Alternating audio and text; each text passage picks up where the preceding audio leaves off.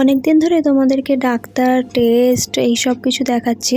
তো আজকে তোমাদের ডিটেলসটা বলবো যে কি হয়েছে না হয়েছে, তো কেন এত ডাক্তার দেখাচ্ছি, কেন এত জায়গায় যাচ্ছি। আর আমরা যে শ্রমজীবী হসপিটাল গেছিলাম, তো সেখানকার প্রসেসটাও তোমাদের সাথে শেয়ার করবো, যে কোথায় যেতে হবে, কোথায় কথা বলতে হবে, কি করতে হবে না করতে হবে, সব পুরো প্রসেসটাই তোমাদের বলবো।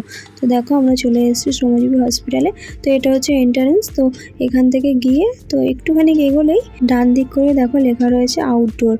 তো এখানে উপরেই লেখা রয়েছে বড় করে আউটডোর। তো এখান থেকে ঢুকে যেতে হবে। ঢুকেই দেখো সোজাসুজি এটা হচ্ছে সিটি স্ক্যানের রুম। আর তারপর একটু এগিয়ে এটা হচ্ছে কি এমার্জেন্সি রুম। তো তারপর এই যে বাঁ হাতে এটা হচ্ছে গিয়ে রিসেপশন। তো এখানেই নাম টাম লেখাতে হবে। এটা ওয়েটিং রুম। তো ওখানে ওখানে হচ্ছে গিয়ে তিনটে দেখলাম খাতা মতো রাখা। তো ওখানে 3 রকমের ডাক্তার বসবে। তো যে যাকে দেখাবে সেখানে নামটা লিখিয়ে রাখতে হবে। তারপর যখন সময় হবে তো ওরা এক এক করে ডাকবে, ডেকে টিকিট করাবে। তো 11 টাকা করে টিকিট। তো টিকিট করানোর পর যখন ডাক্তার চলে আসবে, তো এক একজন ডাক্তার যেই ডাক্তার দেখাবে, তো এই লোক সবাইকে একসাথে ডাকবে। তো একজন আসবে, তো সে এসে ডেকে নিয়ে যাবে ডাক্তারের কাছে। তো এরকম এটা হচ্ছে কি ওখানকার প্রসেস। তো দেখো আর এটা হচ্ছে গিয়ে তোমার এই বাইরে বেরিয়ে সোজা চলে এসে, তো এটা হচ্ছে কি পার্কিং এরিয়া। তো দেখো কত সুন্দর সুন্দর গাছও লাগানো আছে। কিন্তু বাইরে কিন্তু খাবার দাবারের অনেক দোকানই আছে, চা বিস্কুট ডিম টোস্ট। তো কোনো রকম কোনো অসুবিধাই নেই। চলো এবার তোমাদের সাথে আমার ডিটেলসটা শেয়ার করি। তো আমি ইউএসজি করেছিলাম। তো ইউএসজি রিপোর্টে আমার গল ব্লাডার স্টোন ধরা পড়েছে। তো সাইজটা এমনই হয়ে গেছে, তো আমাকে অপারেশন করতেই হবে। তো ওই জন্য তো প্রথমে ডাক্তার দেখিয়েছিলাম রিপোর্টটা।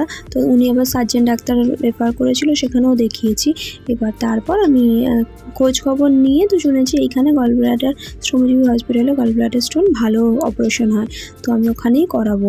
আর আরেকটা কথা, সেটা হচ্ছে কি স্বাস্থ্যসাথী কার্ডে করাবো ওখানে। যদিও বা মাইক্রো সার্জারি হবে, কিন্তু সার্জারি তো সার্জারি বলো, বিশেষ করে ছোট বাচ্চাকে বাড়িতে রেখে যাওয়াটা, সেটাই হচ্ছে মেন কষ্ট।